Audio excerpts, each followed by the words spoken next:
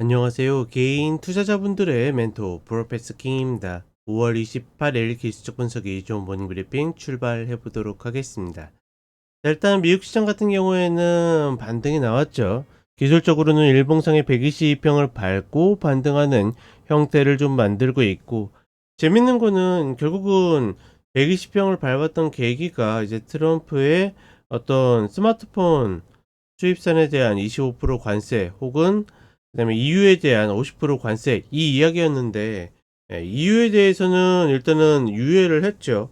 그 외에는 사실 시장에 그렇게 딱히 호재할 것도 없고 뉴스랄 것도 없었는데, 내렸던 폭이 3배를 다시 올라 버렸습니다. 그러니까 시장이 여전히 악재보다는 어떤 호재에 좀 더 민감한 그런 모습을 보여줬고, 어떤 일각에서는 지금 이번에 하락이 꺾였었던 이유 중에 하나가 어떤 채권 금리에 대한 것이었고, 어떤 채권 입찰, 수요 부진에 대한 우려, 뭐 이런 거였는데, 사실 어제 이제 2년물 했고, 오늘 밤에 이제 다시 5년물, 그 다음에 목요일 날에 이제 7년물 경매가 있거든요. 근데 중요한 거는, 그러니까 단기는 인기가 많을 수밖에 없는, 그러니까 수요가 많은 흐름이기 때문에 그것 때문에 뭐 우려감이 해소되었다라고 하긴 좀 어렵겠지만, 중요한 거는 시장이 그런 것들 별로 신경 쓰지 않는다라는 거.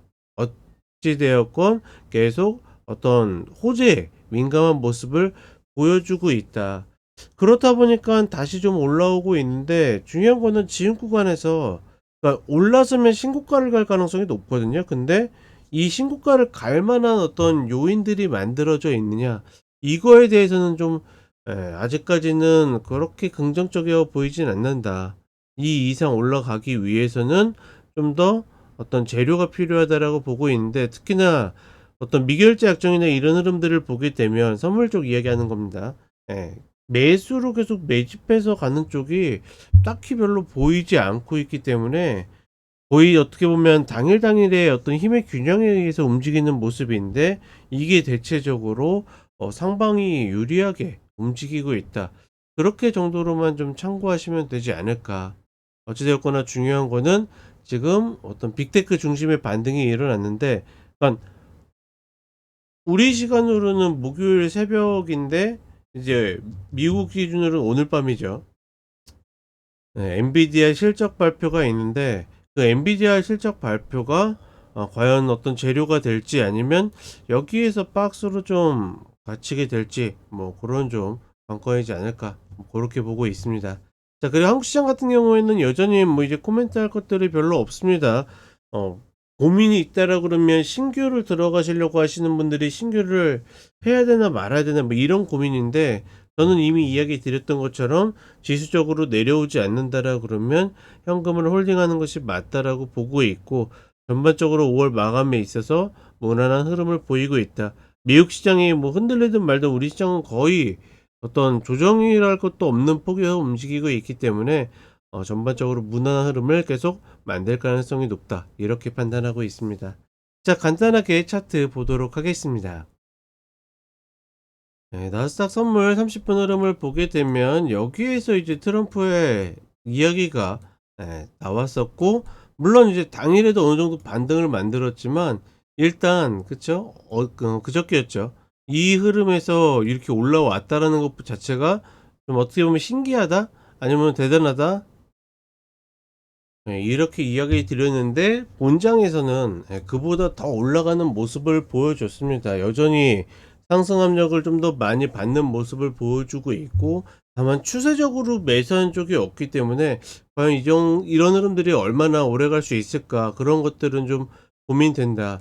물론 미 국제금리가 다시 4.5 라인 아래로 떨어지긴 했는데, 그러니까 올라갈 때 영향을 크게 받지 않았는데 내려갈 때 영향을 받는다? 뭐 이것도 조금 어떻게 보면 웃긴 이야기가 되겠죠. 그러니까 이런 흐름들을 계속 만들고 있다라는 거. 시장은 전체적으로 여전히 어떤 호재에 좀 더 민감한 모습을 보여주고 있다. 따라서 일봉상으로 봤을 때도 120평 눌림 있고 반등을 하는데, 사실 지금의 이 자리를, 그렇죠? 요 자리가 이제 현물상으로는 요런 흐름이 만들어지지만, 사실 선물상으로는 요 밑에 자리를 한번 최소한 밟고 움직여야 되는데 그런 흐름이 나오지 않았다라는 거. 그리고 전고 이 구간을 결국은 넘어가기 위해서는 추가적인 재료가 필요한데 그게 이제 어떤 것이 될 수 있을까? 무역 협상이라고 하기에는 그쵸? 우리가 이 하락했었던 흐름들을 이미 대부분 다 만회를 해 놨기 때문에 그거를 또 호재로 활용할지는 사실 저는 조금 회의적이라고 보고 있는데 최근 시장의 움직임을 봤을 때는 뭐 '그럴 수도 있겠다.' 싶은 생각은 좀 듭니다. 어찌 되었거나 과연 이쪽으로 올라설 수 있는 재료가 무엇일지 아니면 여기에서 횡보를 만들지가 우리의 어떤 관건이다라고 보시면 될 것 같고, 한국 시장 같은 경우에는 저런 흐름과 무관하게 어찌 되었거나 이 위로 올라가는 여기에서는 비중 조절을 하고 나머지 것들 끌고 가는 그런 구간이다. 다만 확보한 현금을 다시 투입하기에는, 그러니까 지수적으로는 계속 우상향의 가능성이 높기 때문에 투입해야 되는 조건은 맞지만, 혹은 순환해야 되는 조건은 맞지만 시장의 어떤 특성 자체가 순환하는 어떤 구조를 갖고 있지는 않기 때문에 그런 부분에 있어서는 여전히 고민이고, 사실 그렇게 적극적일 필요가 있을까? 뭐 이런 고민들이 있다 정도로만 참고를 하시면 좋을 것 같습니다. 자, 이렇게 이야기 드렸고 저는 쇼츠로 또 찾아뵙도록 하겠습니다.